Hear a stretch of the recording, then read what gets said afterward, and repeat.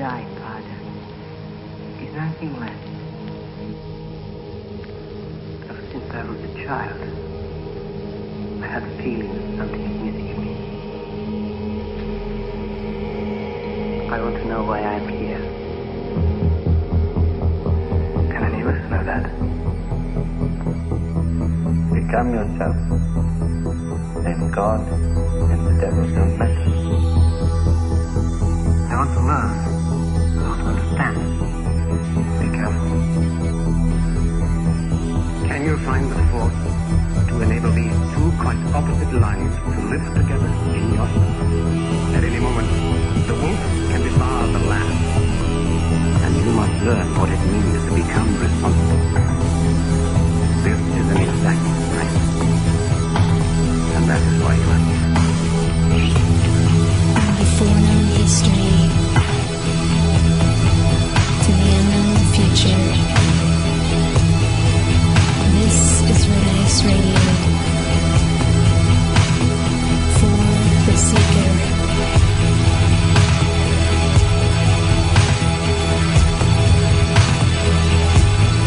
Think and know about it.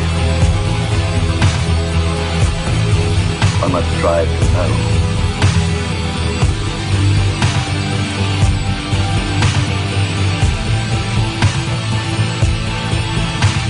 Hello friends, and welcome to all listeners from around the globe. It's always nice of you to tune in, and we are glad to be able to talk to you once again.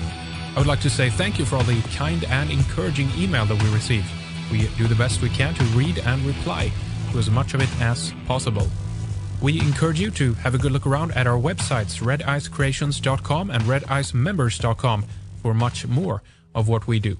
We have more radio, news, videos, newsletter, RSS feeds, FAQs, mobile sites and apps, links to our social media channels, and much more. We work really hard to provide you with this service of bringing research, thoughts, and opinions to one place. Do we agree with it all? Absolutely not. Do we expect you to believe it all? I hope no one does. Have we covered it all? Not even close. Do we think that you can learn something from most? Yes, absolutely, even if this is learning that you do not agree.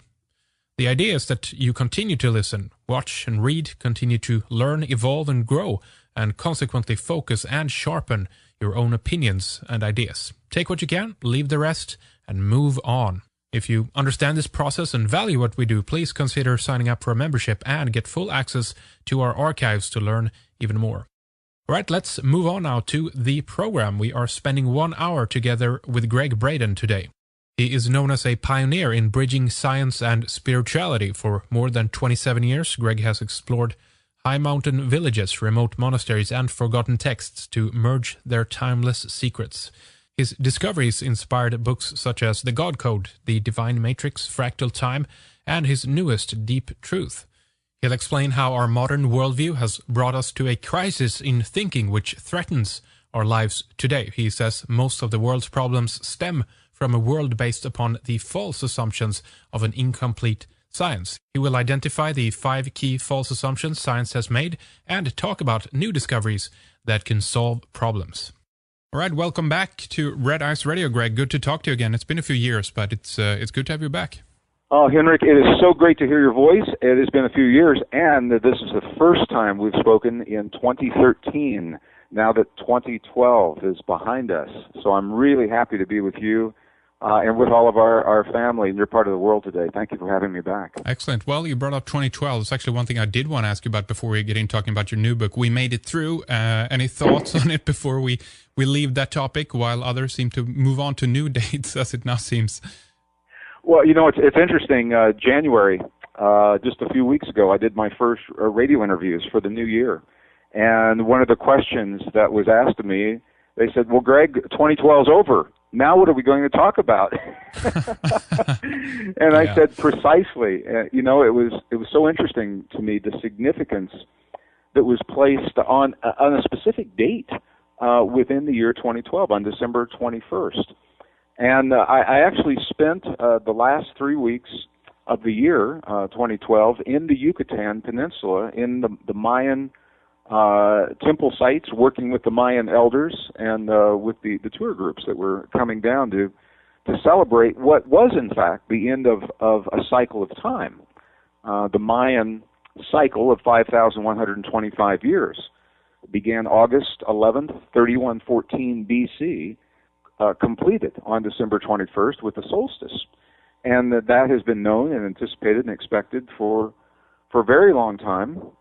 And to the Mayan people themselves, they were in awe at the significance that the rest of the world, and especially the media, was placing upon the date that for them was another date on the calendar. It was a joyous date because it brings to the end the completion of one cycle and the beginning of the next.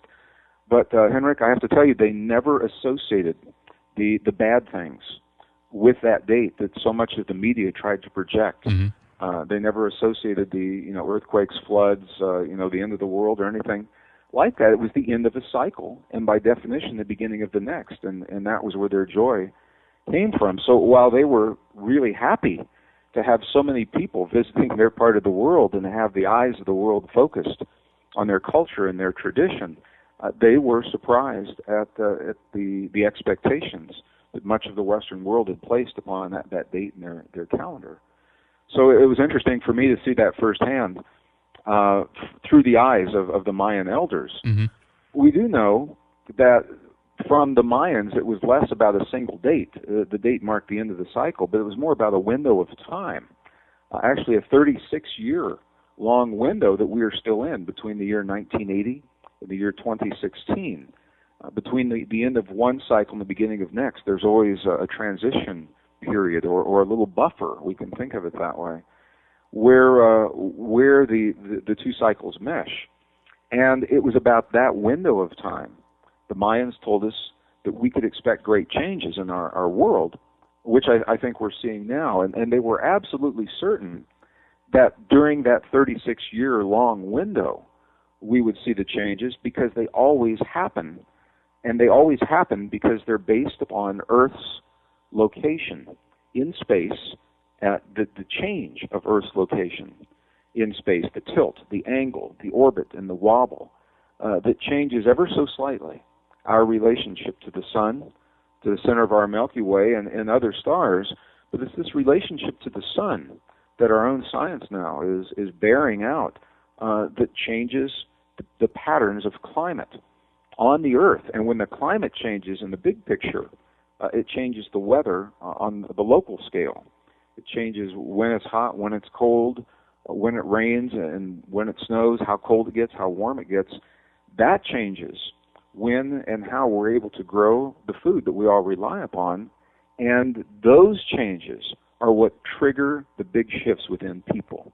How do we treat one another? How do we work together, or do we work together when we go through those kinds of cyclic changes? So it was because of their understanding of the cycles that the Mayan elders knew that humankind would have to make some choices in this 36-year-long window. And that is true. They never expected a lot of bad things to happen on one day, on the solstice.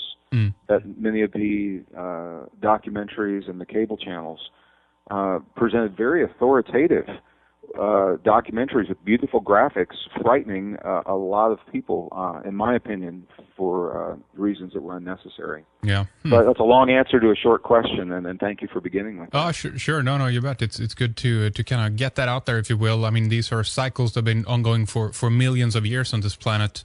It's I think we in our current state that are more or less disconnected to them. But what do you think we're in for as a new cycle begins here then, coming shortly? What do you think? Well, it's a big question. I think we're in for exactly what we're experiencing right now because we are in the cycles. And I think a lot of it, our experience is determined, Heinrich, by our perspective. How do we see the changes? Do we see the collapse of global economies, for example, as completely isolated from the shifts in climate, as completely isolated from the depletion of vital resources and the disappearance of the availability of fresh water in places that is increasing throughout the world? Those kinds of issues, do we see those things as isolated, or do we see them within the context of a bigger picture of change? And, one thing the Mayans said, this is very interesting, they had a name for the last few years of this great cycle of time. The big cycle is called a world age, a great world age. And each world age is 5,125 years long, exactly 1,874 days long. And they broke that large cycle into smaller cycles. The last portion of the cycle is a 22-year-long cycle that began in August 1st of 1990. And they have a name for it, and the name is Pachacuti. Pachacuti, two words. Pacha is the indigenous word. I'm sorry, not the Mayan. I'm speaking about the Andeans right now. I apologize. These are the Andeans in southern Peru. The Andeans called this cycle Pachacuti. Pacha is the Andean word for cycle, and Kuti is the Andean word for the turning. So they, in their tradition, knew that we were living the last years of the turning of a great cycle. Began August 1st, 1990. It ended August 1st in the year of 2012. So although it was a different date, it was the same year that the Andeans of southern Peru identified as the end of their cycle. So by their definition, by the time December 21st arrived, we were already living in a new cycle, in a new age, and they have a name for the age, and the name is the reason I'm sharing this story, and I think our listeners will love this. The Andeans, the Quero, Quero, the Quero elders of southern Peru, call the name of the cycle that we are now in the age of meeting ourselves again. Mm-hmm. The age of meeting ourselves again. And I think it's interesting because it alludes to the fact that the experiences are based in cycles. We've been here before. And because they're cyclic, it tells us what we can truly expect.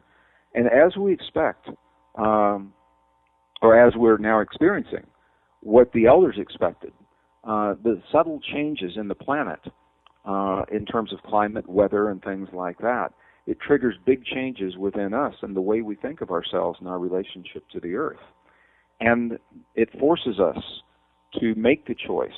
And we are now in the place where we must make the choice. Do we cooperate and work together to adapt to the cyclic changes that are rare? No one living today remembers the last time this happened, for sure. Rare changes.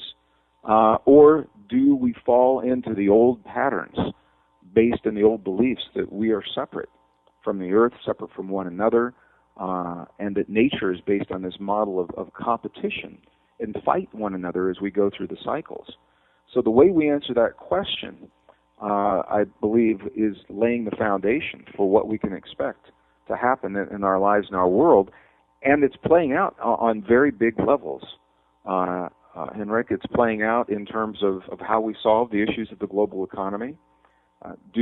That economy, by the way, is based in the old model of survival of the strongest. It's an old Darwinian idea that we now know is a false idea. The new science, the best science of the 21st century, has now redefined the models of nature. And what they're saying is very prestigious journals like New Scientist, based in the UK, and Nature, based in the States. They're now telling us in no uncertain terms that nature, in fact, is based in a model of cooperation and mutual aid, not survival of the strongest that we believe for the last 150 years or so. And while we know that violent competition does happen in nature, we've all seen it, and we're seeing it within humankind as well, it's not the rule, it's not the model that nature is based upon. It is in response to specific conditions that we're seeing. So the more violent competition we see in nature and that we see within ourselves, it tells us how far we have strayed from the model of nature itself. And the question now that I think we're asking is, are we going to honor the deepest truths of the newest discoveries of science that tell us we in fact live in a world based upon cooperation and mutual aid, or are we going to fall prey to the old ideas of competition? The collapse of the economic system is a beautiful example of where that's playing out. What's happening, the big war that so many people feel is brewing in the Middle East between Iran and Israel, is another example. I personally believe it's a war that never need happen. I believe it will not happen. I believe we will come close because we are basing our solutions upon the old idea. But I also believe, I'll just state this now at the beginning of this conversation, I believe we're about to witness what many will see as a miracle, and it will come out in the situation now between Israel and Iran, the nuclear power, Israel's security, and all of those things. I believe, Henrik, we are about to see this generation right now, for the first time, the generation we're living in, for the first time in over 5,000 years of recorded human history, I believe that we're about to see this generation turn its back on the use of war to solve large-scale problems, and we will walk away from that war that many believe is so probable in the Middle East, and we're going to embrace the idea and the fact that nature is based upon this model of cooperation. And when that happens between Iran and Israel in the Middle East, that is the first domino to fall, and the other dominoes will fall in suit. War will be redefined. It will take on a new meaning in the 21st century. And I think it will no longer be the first choice to solve our large-scale problems between large nations. So I think we are witnessing, because we're in the midst of the miracle, and in the States, the media really isn't covering what's happening between those two countries and a lot of the issues, the way that the media is covering it in other parts of the world. So many of your listeners in Europe may actually be more in tune with some of the issues that we're talking about than many of our listeners that are here stateside, unless those listeners are really seeking out that information through alternative forms of media.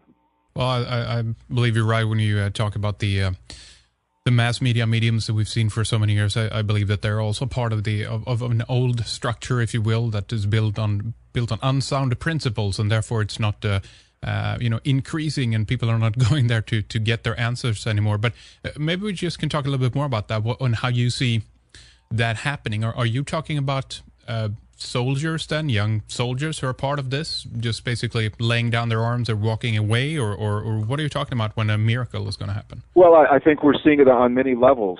We've already seen this happen in instances where the military in the country refuses the orders to turn on their own people. We've seen that. Sure, yeah.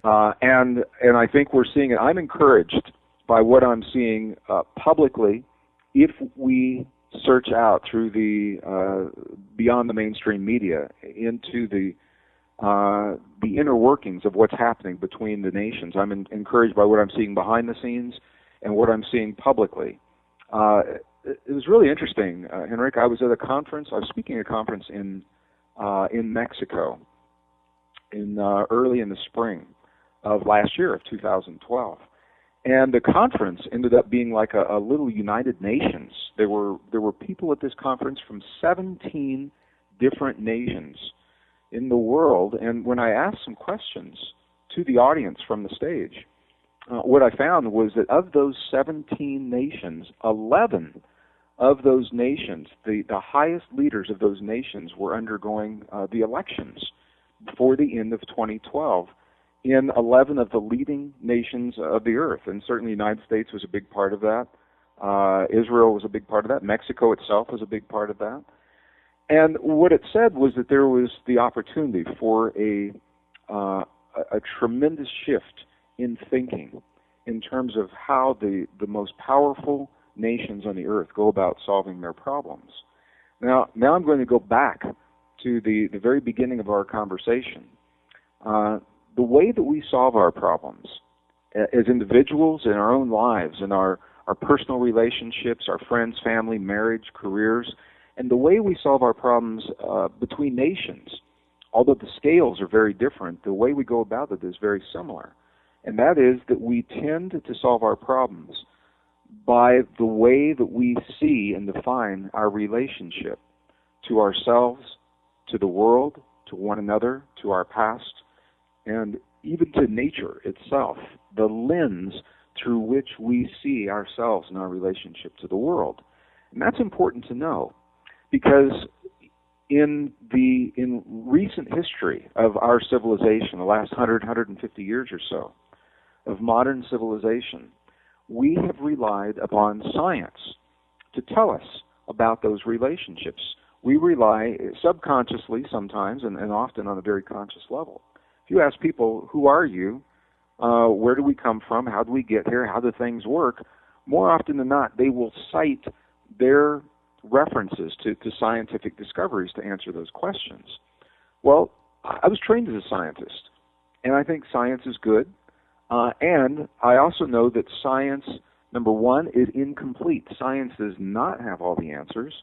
And number two, science can only serve us to the degree that we keep science honest. And here's what I mean by that.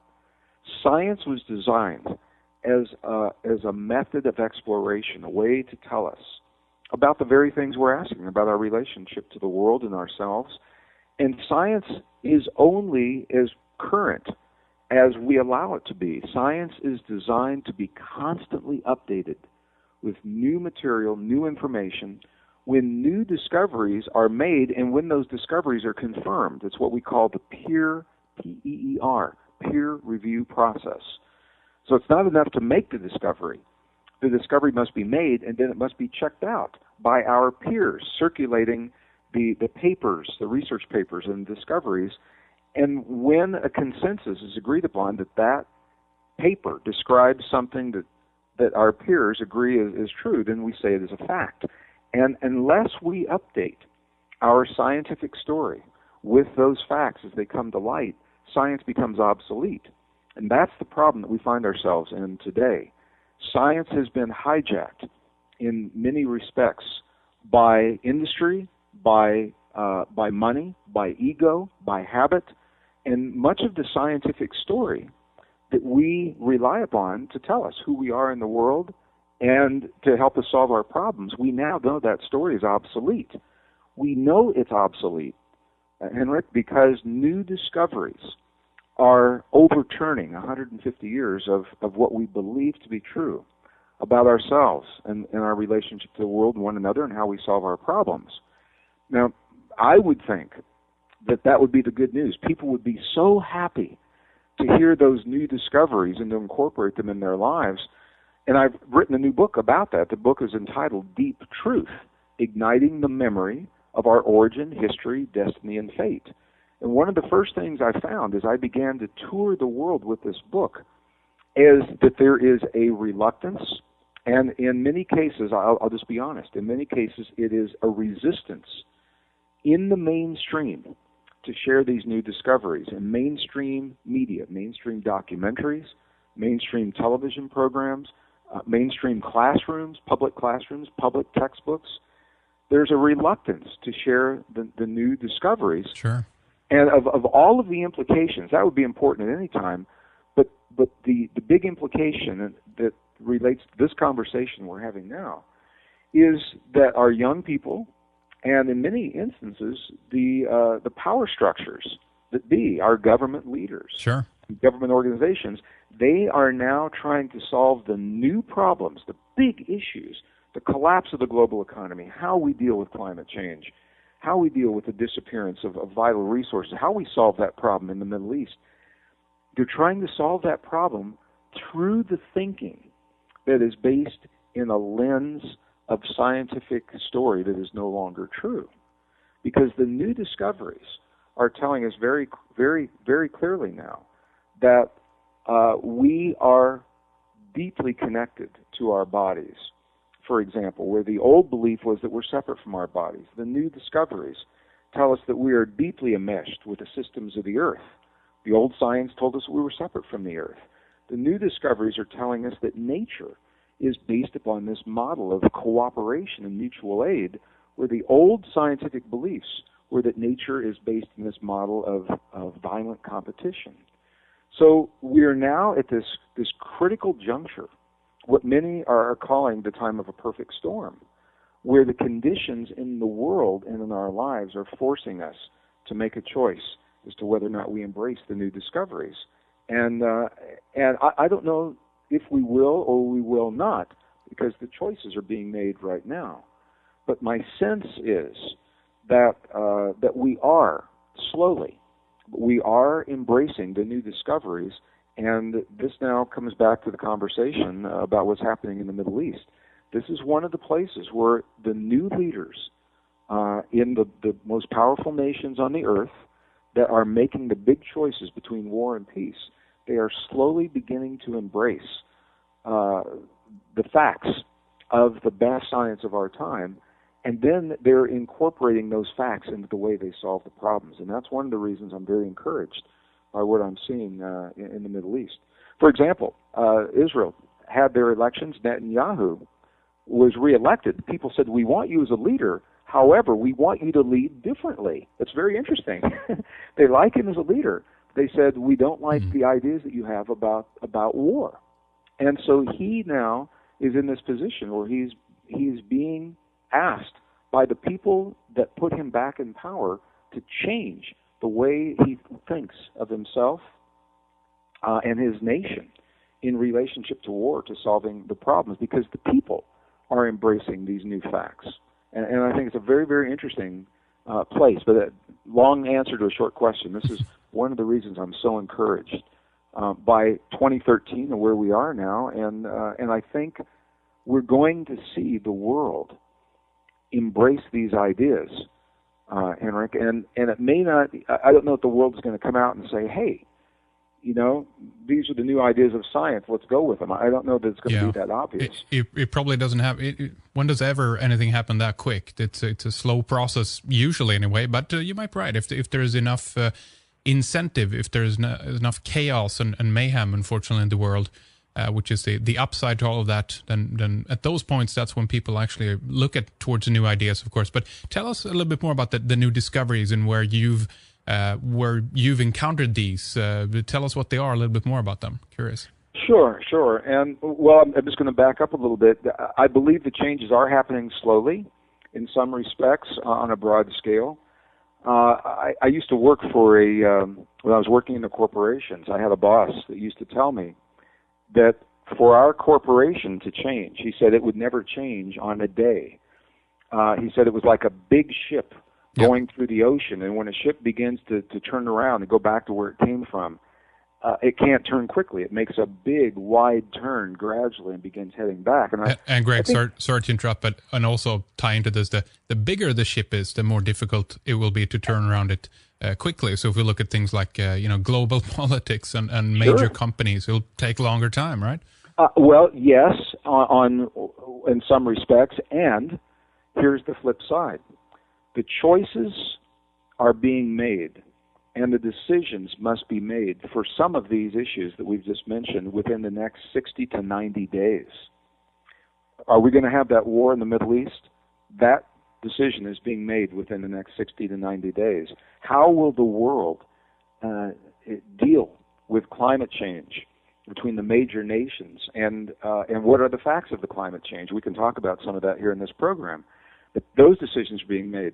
The economic system can't afford to wait years before we understand the sustainable forms of economy that must be put in place, rather than fall back on the unsustainable ideas, unsustainable foundation that the economy now is collapsing upon. So those kinds of situations, it may be that we find ourselves in converging simultaneous crises that must be solved so quickly. It will force us to make these choices and decisions and embrace the new ideas much quicker than we've ever been asked to do in the past. And this leads, I think, Henrik, to what is even maybe the greatest crisis that very few people are talking about. And I believe is the crisis that must be understood before we can solve the other problems, and that is a crisis in thinking. Crisis in thinking. Before, the science is there, the technology is there, the answers to all the solutions, the big problems in our world already exist. That what stands between a transformed world today and all of those solutions being implemented is the thinking. And we're asking ourselves to do something truly extraordinary. We're asking ourselves as individuals, as communities, as societies, as a civilization, as nations, as a planet, to change the way we think faster and in a more radical way than we've ever been asked to do before in order to meet the needs of the crises that are on our doorstep. Now, I used to have an aversion to the word crisis. I remember when I was growing up as a kid back in the 1950s, 1960s, every time you heard the word crisis, it wasn't good. It was the Cuban Missile Crisis or the crisis of the Cold War, or something like that. But in later years, I've actually come to appreciate the word crisis tremendously, and I'm going to share why, for this reason. When a crisis is present, it means we still have time to fix the problem. When a crisis is present, we still have time to look at the facts, to address the needs that are calling upon us for more attention. When the crisis is over, you can't fix it anymore. When the crisis is over, it means whatever's going to happen has already happened. So the fact that we are in the midst of so many crises that are still present, climate change, the way we solve our big problems, war or peace in the Middle East is a big place where that's coming up. The economic system, these are three major converging crises. They're still present. We still have time to do something about them, and I think that's the good news. Biologists tell us the crisis is the catalyst for evolution. The crisis is the catalyst for transformation.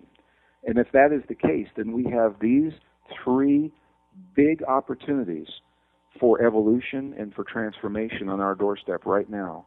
Are we going to resort to war in the Middle East to solve the problems? Are we going to use the old models of economy to try to patch up the global issues that now face all of us? And climate change is with us. It's not that it's going to happen, it is happening. Do we recognize the facts of the climate change and deal with them in an honest, truthful manner, or do we allow economy, politics, money, and ego to hijack the best science of our day so that we chase the false promises that are being made by many people about what to do with climate change? So all of those issues are here right now, and it all comes back, and I want to talk about the discoveries that I've shared in the new book that give us reasons to think differently about all those problems. I wanted to ask you before we proceed here as well, how you, Greg, see this in terms of how to stay, I guess, vigilant in a time when also the very same old power controllers, as you've been mentioning here, are, I believe, very aware of how to use any crisis to continue to stay in power and remain in control. It's also that dilemma of when you're asked to change your thinking and act drastically and quickly, you have a potential that, okay, do you know then what the decision really are when we haven't spent a great deal of time on it, and hence we might be fooled into doing something that still is beneficial to the same old structure, if you're following me, Greg. Sure. And, this is, I think, it's part of the crisis in thinking. When we see a problem in the world, and a big problem, the knee-jerk reaction is we've got to act. We've got to do something and do it quickly. And this is actually the crux of this most recent book, Deep Truth. My question as a scientist, I was trained as a scientist, and my question is, how can we possibly act and make some of the greatest decisions of our lifetime, and certainly for this time in human existence? I mean, these are huge choices, huge decisions that we're being asked to make about climate change and global economics that are going to affect the generations to come and the existence of our very species. Yeah. How can we make those choices until we have answered the deepest questions of our very existence? And our science has done that. We have trusted science for the last 150 years to answer the big questions about who we are, where we come from, how things work in the world, what is our relationship to ourselves, to our past, to the future. Science has done that. And what has happened is many people simply don't like the answer that science has come up with, so it is being discounted and ignored. So my even bigger question is, how can we solve the greatest issues of our time if we're not even honest with ourselves about the issues and about what science has told us. And this comes down to the crisis in thinking. So in the book, Deep Truth, what I've done is I've identified a number of assumptions that science has made over the last 150 or so years about us and how things work in the world. The assumptions that we now know are no longer true, and I've identified the new discoveries that tell us that those assumptions are no longer true. And it's these discoveries that give us the new and empowering lens through which to see ourselves and our relationship to the world and solve the problems. So what I'd like to do, Henrik, if I could I identify 5 key assumptions? Please do. That science has made. Now, I don't know how it is in throughout the European communities, but I can say that in the United States, Canada, for example, in the public schools, in the classrooms, every teacher in a public school is bound by a covenant, by an agreement with the state or the province within which they teach. A teacher can only share in the classroom the science that has been approved by the school board and the curricula that has been approved by the school board. And if the school board does not approve the curricula based in the new science, then the teacher cannot share that in the classroom. They are required by law to teach the obsolete science. How does that work? Same thing in Europe, as far as I'm concerned, Greg. I haven't heard any other country that has it differently. Well, I know in private schools it is they're not bound by this agreement. So the net result is unless the school board, and there are a lot of politics, as we all know, that are involved in the school board, unless they embrace the new science, peer-reviewed scientific facts, unless they embrace and teach those in the classroom, we are teaching our young people, an entire generation, science that is based upon many of the false assumptions that I'm about to share here and others, and we're asking our young people to solve the problems that we're leaving to them through the same thinking of unsustainable principles that led to the problems to begin with. And I'm not suggesting, I want to be really clear on 2 points. I'm not suggesting that we throw out all of the teachings that we have now. What I am suggesting is that we honor our young people, and maybe alongside the existing curricula, we also share the new discoveries. Give our young people all of the facts, all the data, and say this is what we know to be true right now, so that they have the full toolkit available to them when they go to solve the problems that we're leaving behind. And I also want to be very, very clear about the teachers. When I talk about the reluctance in the classroom of teachers, or the resistance to teach these assumptions, it's not the teacher's fault, because the teachers in public schools are bound by the agreements with the school boards. And what I'm finding is many teachers are finding very creative ways to let their students know that there's a bigger story than what they're being allowed to give in the classroom, and they can give the young people the references so they can explore them on their own through the internet and through the sources that are available to them. So I'm not disrespecting the teachers in any way. I'm actually very grateful for the job that the teachers do, and the creative ways that they're attempting to share these discoveries in the classroom. So very quickly, what I'd like to do is this. There are a number of key assumptions that we now know are false. In the new book, I've identified 5 of them. I'm going to describe them, and then I'll share the new discoveries that tell us why these assumptions we know are false. Okay, great. The first assumption, probably to no one's surprise, is based on the work of Charles Darwin and his beliefs of evolution. Darwin suggested in his theories of evolution, introduced in 1859 through his book, The Origin of Species by Means of Natural Selection, Darwin suggested that life itself is based in these principles of evolution, and that evolution explains the origin of life and the origin of human life. Mm-hmm. He believed that the two were interrelated. The problem is the best science of our time, the physical discoveries and now the new discoveries in DNA and genetics, simply do not support Darwin's assumption. Now, I have to be very clear. I'm a geologist, an earth scientist by degree, and I have seen evolution in the fossil record. And we do see it for some forms of life, plants and some forms of animals. The new discoveries, however, do not support evolution as being the sole explanation for human origins. And the DNA is showing us that something else happened that cannot be explained through evolution that led to us as we are today. So Darwin's idea of evolution does not explain human origins, and it is being taught as a fact in the classroom today as if it did. That's the first false assumption. The second one is with regard to civilization itself.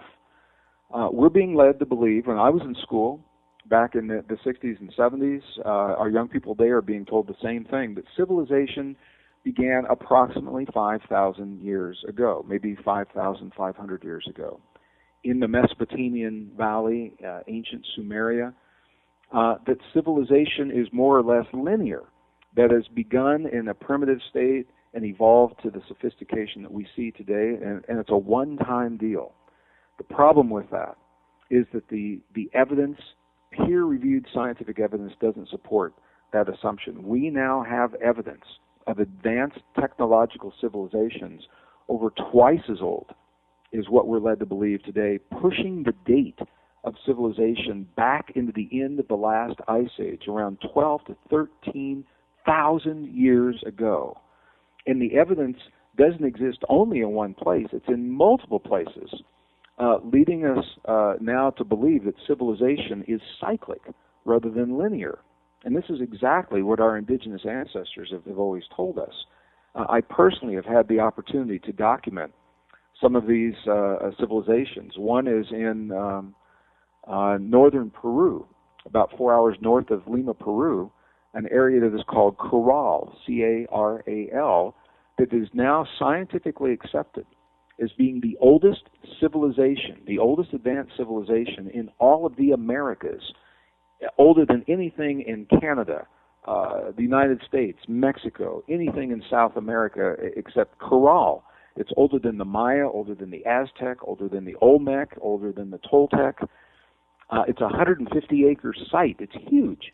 3 massive circular plazas, 5 massive pyramids, with people had access to an information system so advanced it wasn't even recognized until Yale University decoded the way that the information was being stored. And this is not being taught in the classrooms and textbooks today. We're told that civilization began 5,000 years ago. That's when this one ended. And it began about 2,000 years before that. The oldest site now accepted anywhere in the world, I'll just cut to the bottom line here, cut to the chase, is Göbekli Tepe in Turkey. A mysterious site that is now being dated between 12 and 13,000 years before present. It's called an anomaly. It shouldn't exist. But there are other sites in India, in Egypt, in Turkey, in South America. And the fact that there are so many that of so many different ages are now opening the door to the fact of the cycles of civilization. So we know that this assumption that civilization is about 5,000 years old, we know that that is false, and yet it's being taught as a fact in the classroom. Number 3 and number 4 are actually related, false assumptions, number 3 and number 4. In physics, we're being taught that consciousness is somehow separate from our physical world, number 3, and number 4, that the space between physical things is empty. And the problem with that is that our own physicists are telling us there is no empty space. In nature, there are forms of energy that fill all space that we're only beginning to recognize because our equipment was not designed to detect these forms of energy. And some of the leading scientists, Professor John Wheeler, for example, from Princeton University, who was a colleague and a friend of Albert Einstein's, and John Wheeler only died a few years ago. He died in 2008.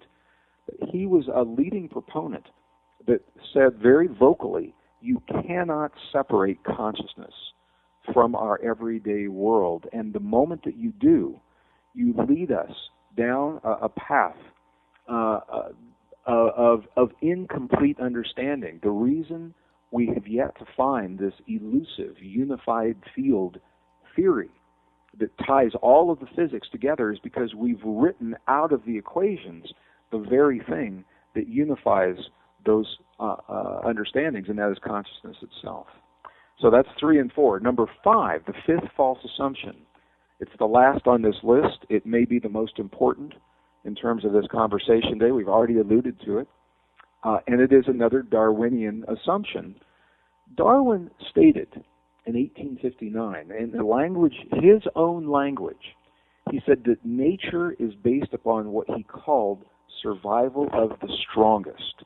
Now, it was later interpreted, and other authors called it survival of the fittest. But Darwin himself called this survival of the strongest. Darwin believed that nature was based upon struggle, and he believed that there were always what he called races. This is the term he used in 1859. Races of beings that would win out over others in the struggle. So through this lens, this was Darwin's lens of belief, everything that he saw in his observations, he interpreted through the eyes of struggle and through the eyes of one race being superior over the others, whether he was talking about birds or ants or humans. And this is my, I have a lot of respect for Darwin as a scientist. I think he was a good scientist.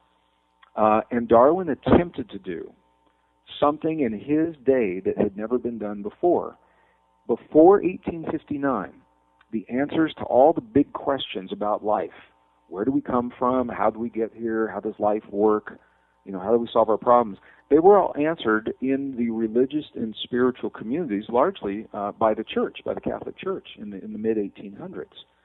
Darwin attempted, through the language of science, as he knew it in his time, to take a step away from the church answering all the questions and to put humankind on a path toward scientifically answering the questions, taking religion out and the dogma and the rules of religion out of the answer. And Darwin said very clearly in his book, in his own words, he said this is only the first step, and he expected his theories would fall. He said, when new discoveries tell us that my theories no longer hold up, they will collapse and those new discoveries will replace them. So Darwin allowed for his theories to fall. It's pop science, popular science today, that refuses to allow Darwin's theories to fall. And this idea of nature being based in survival of the strongest is a perfect example. So Darwin, in my estimation, where Darwin made the mistake, is he believed that what he saw happening with some forms of life in a moment in time, in one place in the world, was a small example of principle that would apply to all life everywhere all the time, including humans. And I think that's where, if we can say he went wrong somewhere, that's where he went wrong. So the best science of our time, as we mentioned earlier in this program, is telling us very clearly that nature is based upon this model of cooperation and what biologists call mutual aid. And that changes everything. However, this principle is not being taught in the classrooms. We have an entire generation of young people that now believe that we live in a world of scarcity, where there is one big pie, if you will, in the world, and that we must fight for our slice of that pie. We're being led to believe that we live in a world that's characterized in the West as dog eat dog. And that thinking plays out in our lives, our everyday lives, in terms of the way we treat our siblings, how we deal with the problem, the most intimate relationships, our marriages, our friendships, how we deal with our coworkers. It's playing out in communities in terms of as water becomes scarce because of the changes we're going through and our ability to grow food. We're being asked whether or not we embrace this false assumption of survival of the strongest and every person out for themselves, or the idea of cooperation, and that through cooperation everyone benefits to a greater degree and we're better off when we work together to solve our problems. And now it's playing out on the national scene as well. So that, again, was a long answer to a short question, but I wanted to lay this out, Henrik, so we can tie into these ideas. These are the ideas I am talking about on the tours and the live events that I share throughout the world, and through a very visual program. We explore every one of these ideas in the real world. What does this stuff mean to us today? Why is it important that we overturn Darwin's ideas from 150 years ago? And what is the new science telling us? Because unless we are honest with ourselves, how can we possibly solve the greatest problems that have led to the greatest crises of our existence? So that's why I'm very passionate about this material. Very good. We're going to talk a little bit about where you'll be in Europe shortly here. But one quick thing I want to run by you before we get there, though. The energy crisis as well is got to be one of the biggest issues as well today. The assumption that nuclear energy and fossil fuels is the only way we can do business. This must be maybe one of the assumptions that connected to what you mentioned earlier, that there's nothing about empty space between the atoms. But do you think that energy is could be part of this structure of assumptions as well, Greg? And if we can move on from there, a lot of things would fall into place. Sure. You mean the way what we turn to get our energy? Is that what you're asking? That's right. Yeah. I believe it is. I think the first and most urgent place it's going to play out, and you're going to see this. The experts are telling us, the governments have told us, between now and the end of March, the decisions about what will happen between Israel and Iran will be made. So the urgency of that situation, I think, is probably the first place we're going to see it play out. Energy is a big place because we are now just about 100 years into the use of fossil fuels, almost exclusively, for the energy, for the homes and the families of the people throughout the world, to heat our homes, to cool our homes, to cook our food. And we now know that source of energy is based in unsustainable principles that are also, not only unsustainable, they're harming us and our relationship to the environment. I'm going to be very honest about this. Well, let me ask, are you okay if I'm honest, truthful, and factual about my response? Is that... We expect everyone to be, so okay. please go ahead. Well, and I have to say this to our listeners, because my answer may not be the answer that many people want to hear or hoping to hear. Well, so be it, you know. So I'm going to preface this. Sure. Are there forms of energy that we can tap from the universe itself? What is called zero-point energy, free energy? The answer, I believe, is yes. I've worked as an engineer long enough, and I've seen demonstrations and models that tell us that form of energy exists.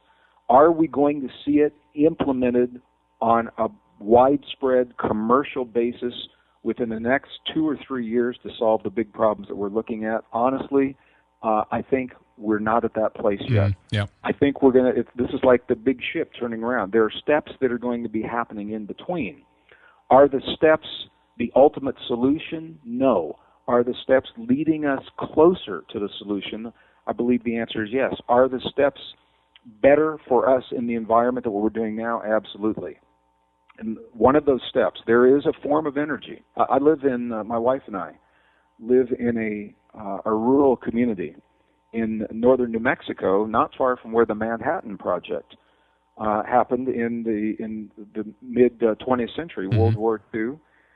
And what a lot of people didn't know is that when the scientists learned to split the atom, and that happened, of course, in wartime, and so that was the lens through which the thinking was directed. And uranium was used to power the reactors because it had the byproducts that could be used in war. But there were other minerals that were discovered in the mid-20th century that would allow a reactor to work, but they cannot be used for weapons. They cannot be weaponized. They cannot melt down in a reactor the way a uranium reactor does right now. The byproducts can actually be recycled and used in the next cycle of the fuel, and the waste, rather than being 10 or 20,000 years for the waste to break down, it can happen in a matter of maybe 1 to 200 years. And that is a mineral that is called thorium. Thorium, as element number 90 on the periodic table. there is a move now, and it's happening largely in, we're seeing it in India. India already has thorium reactors that cannot melt down, so they cannot have a Fukushima-type event. Mm-hmm. We're seeing it in China. We're seeing it in Russia. As a way, thorium is inexpensive, is tremendously abundant in the Earth's crust. And I think we're going to see more of that to provide the energy for the electricity for the major nations of the world. And I also believe that there is a big move toward what is called LNG, liquefied natural gas. It is still a fossil fuel. However, it puts out less than 1/2 of the pollutants that the coal and the oil-based fuels do today. And I think between maybe thorium and liquefied natural gas to provide electricity for the power grids of the world, just those two solutions tremendously reverse the trajectory that we are on right now of throwing hundreds of thousands of tons of pollutants and particulates into the atmosphere, and the carbon dioxide is reduced tremendously. So are they the ultimate answer? No. Are they the stepping stone getting us there? Realistically, behind the scenes, this is where I'm seeing the industry go, and the politics are supporting these movements right now. So it's a step in the right direction. It's not the ultimate answer, and I believe we will see a time where the free or the zero-point energy becomes available. Right now, I don't see we have to have the change in the thinking. It's the crisis in thinking, and the thinking right now isn't there, and the technology is still evolving. The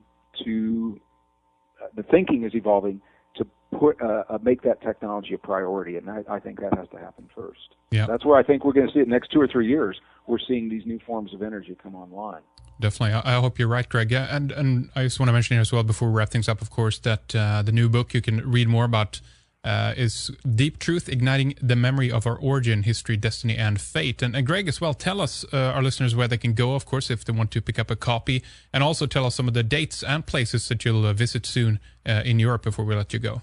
Sure.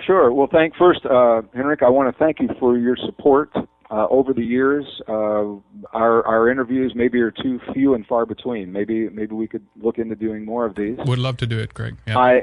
I so appreciate your vision, your dedication, your perseverance to this kind of programming as a forum to have these conversations that are so critical to inform people in a responsible, honest, and truthful and factual way. And I appreciate the opportunity to do that today. Thanks, Greg. I am coming to Europe briefly next month in March. I will be in Rimini, Italy, for a weekend program, Friday, Saturday, March 15th and 16th. I will be in Copenhagen for an evening intensive, a very packed evening intensive, March 19th. I will be in Basel, Switzerland, Friday, Saturday, March 22nd and 23rd. The programs that I'm offering are multimedia. They are packed with the images that support the facts, that make it both interesting, make it a lot of fun, fascinating. And what I can't put into the images is the direct experience of the inner work that science, the best science of today, and the traditions of our past, the wisdom traditions, have always told us is a part of our transformation. And that is what is called the coherence between the heart and the brain. How do we create that coherence within us? Because when we do, it facilitates the cooperation in our communities, in our families, and on a large enough scale, the science tells us, it actually facilitates cooperation between nations. So if we ever needed a time to share these discoveries and create that coherence that facilitates mutual aid and cooperation, Henrik, I can't think of a better time than right now to do that. And all of that will be in every one of these programs that I share with our family in Europe when I'm there briefly next month. Very good. And give us a website as well where we can read more about these dates. Sure. You know, my personal website's www.greggbraden.com, GreggBraden.com. It's supported by our publisher, Hay House, so it's a very dynamic, rather than a static website, being updated all the time. And the schedules all the way into 2014. You can see where I will be anywhere in the world up until the early months of 2014, a year from now. And the dates that I've just described and the details of the venues, the locations, all of that are available there as well. Thanks for your time today, Greg. I hope you enjoy your time in visiting Europe. I look forward to it tremendously, and I want to thank you again for our time today. And I'm going to send my very best to all of our friends and family in the airwaves, wherever you are hearing this. I want to thank you all, every one of you, each of you, for all you're doing every day to live this transition and to make this world a better place. Thank you all so much. Well, there you have it, my friends. That's our program for today. We have some more in the pipeline for you coming soon, of course. Dan Johnson on the NDAA, Josh Reeves on the Lost Secrets of Ancient America, and then we have Suzanne Posel from Occupy Corporatism joining us for discussion. Don't miss Radio 314 with Lana, our latest addition to Red Eyes Creations. Some of our recent programs have been with Mike Siebert on asset forfeiture, endangered rights, and judicial tyranny. Also Chris Augustine on all things UFO and alien related. Most recently, Kelly Rosano on astrological transits for 2013. We'll wrap up for this time, but if you like what we do and want to hear more, please consider signing up for a membership at redicemembers.com and get full access to our archives. In this world of increased pressure and polarization, I hope you stay cool, remain sane, and that you'll tune in again when we're back with more in just a few days.